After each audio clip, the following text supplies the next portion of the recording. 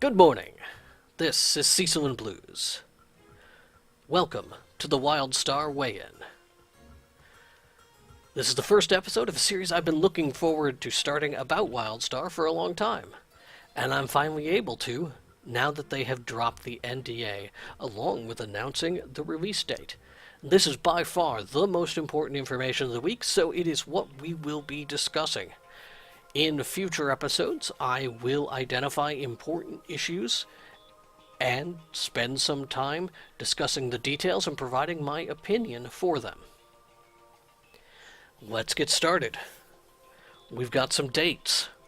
Pre-orders for Wildstar start on March 19th. That is just 3 days from now. The release date has been confirmed at June 3rd. Individuals who pre-order will be allowed to get a 3-day head start. That will begin on May 31st at midnight, which is going to be fun.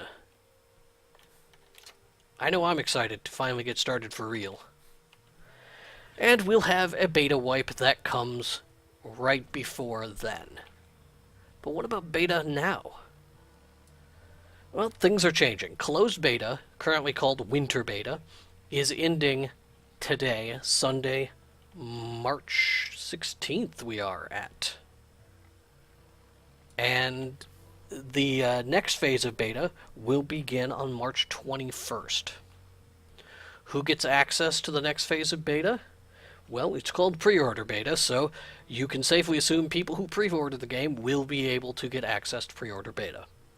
Additionally, if you had a full access permanent closed beta account, someone who had access to the weekly play, then you could have access, but only if you receive had a character who reached level 32 or higher. Then you don't have to pre-order. Your account will just automatically be renewed. But if you didn't have a character that high, it's okay. You can just go ahead and pre-order, and your account will be restored. No data is being wiped, hopefully.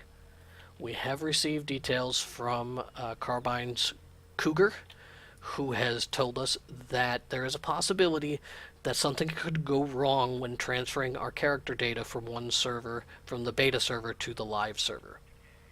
That happens, it happens, and we'll all have to start over. But hopefully it won't happen. Now, if you were not a permanent beta resident, the only way that you can get into the pre-order beta is to pre-order. Additionally, there are time restrictions on the pre-order beta. We are used to having 6 days a week play in beta with Mondays off for maintenance. That is not going to be the case in the pre-order phase, rather. We'll only be able to play during selected weekend events, and currently those events are scheduled for March 21st through 23rd, which is next weekend. The second event will take place on April 4th through 6th. The following on April 18th through 20th. And the final taking place from May 2nd to May 4th. So, what can we look forward to there? Well, there are some more restrictions you should know about. If you were not a permanent beta resident in closed beta, winter beta, then you will be restricted to level 17 on this pre-order account. I am most curious how this is going to affect people who had access to multiple weekend events, because I know several people who never got into full beta but did get access to 2 or 3 weekend events in a row, and since our characters were never wiped during those periods, they were able to reach higher levels. Some even got over level 32. If their accounts are going to be restricted to 17, what's going to happen to their characters that are above that cap? Will they be able to play those characters like normal? Will their accounts, or will those characters be deleted? Will they be locked out of playing the character? Will that character's experience be frozen, or will they be de-leveled back down to 17? If this is happening to you, I would love to hear it. Go ahead and provide me with that information in the comments. I'd love to hear it. For permanent beta residents, you will be able to level as much as you want, and that's whether you had a level 32 or not. You'll be able to go right ahead and even create a level 1 character, even if you never played in closed beta but you had it. If you pre-order, you will be able to start a character and level it above level 32 and test out the high-end content. Now, these seem like a lot of weird restrictions to put on beta testers, but there's good reasons for it. The community was a little upset, and they went and took to the forums and voiced their concerns. David Bass, Scooter, on Twitter, jumped on the forums. He's their senior community manager, and he shared with us quite candidly the reason for these changes, and I really appreciate that he was able to openly share that with the community. There are 4 parties primarily concerned with how beta works, and each of these parties had different priorities. The development team want people to test as much of their content as possible so that it can be as good as possible for launch. So bugs can be found, so that imbalances can be identified, and the game can just release at its strongest. But marketing would prefer that people didn't get too much gameplay for free. They want to make sure people aren't canceling their pre-orders after they've gotten their beak wet testing out the full story. They said, let's limit their levels, and that's why 17 is the level cap. And why previous beta testers who've already had the opportunity to get above level 17 will retain that ability. Next we have executives, folks like Jeremy Gaffney. These are experienced business people in the realm of MMO design. They know how players work, they've seen a lot of numbers. And while this may not describe you, statistically speaking, it describes all of us. Players burn out after about 2 months. The executives want to make sure that the game is at its strongest at launch. They don't want players who have been playing in beta to be burned out and maybe not willing to jump back in and start grinding out those levels again. So, they supported a reduction in play time. The operations team, who manages the servers, they supported that as well, because they want high concurrency. They want as many players of the full player base logged in at the same time. And when you reduce playtime to just a couple of days every couple of weeks, that strongly encourages that sort of playstyle. And I think these are all very reasonable decisions. And I agree with them. And it stinks to be losing a game that I've been playing, putting a lot of time into over the last 6 months to a year. But it's also really nice to get a chance to take a break from it. I'm glad that I won't be burned out on this game at launch. I'm glad that they are, as a team, coming to a compromise that they think is going to lead them to the strongest game. I look forward to the community having a chance over the next couple of weeks to focus on other efforts. There are conventions coming up, people will be able to do meetups and organize their guilds for launch.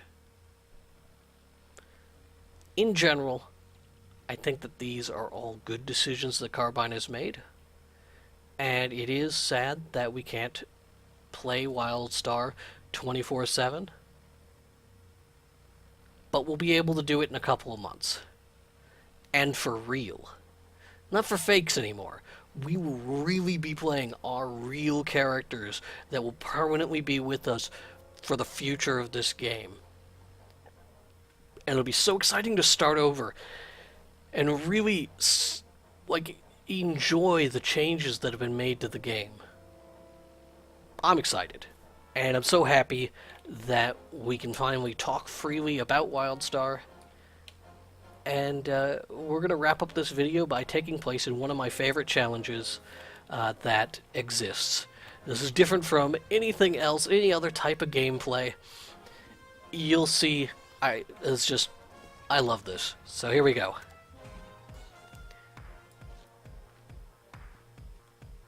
Yep. There we go. Chocobo race. I love how the music changes. It's just brilliant. We got the little flags that tell us which way to go. The little speed boosters. I missed the last one. And, you know, it's all about timing and trying to keep up with the fast guy here. Oh no. Okay, I think I'm good. There we go. Oh, I got that one. I didn't think I would. Yay, first place. And you get this little cutscene at the end. It's just brilliant. I love it. I love everything about it. It's so unique. And there were challenges like that spread out throughout the entire game. Lots of challenges are just go collect this really quick or go and kill a bunch of these. But every once in a while you hit these gems. They're just brilliant.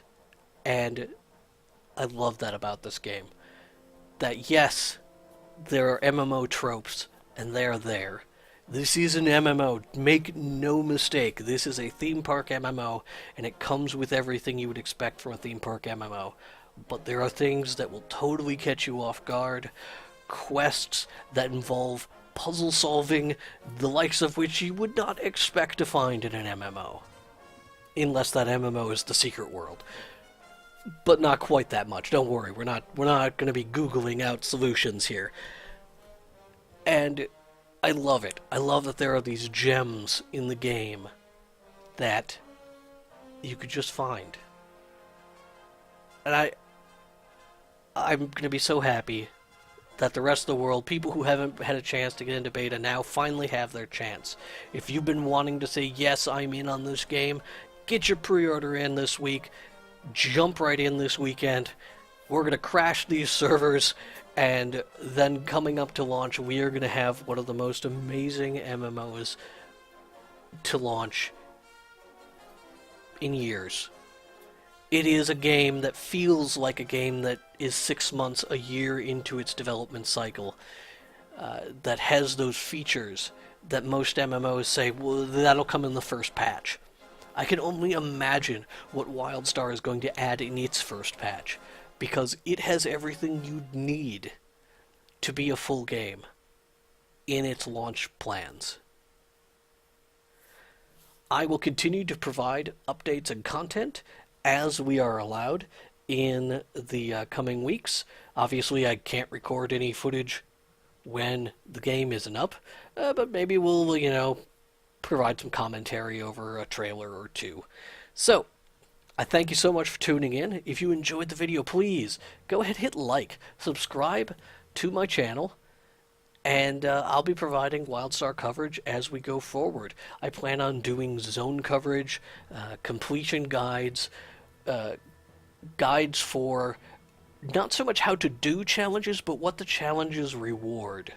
So you can find, like for example, the challenge I just finished has that little, if you saw the robotic arm in my house, that's one of the rewards you can get for completing that Chocobo Racing Challenge, TM, trade, not Chocobos, totally not Chocobos.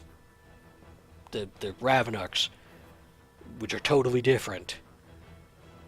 Don't tell Square. Have a great day. We'll see you next week.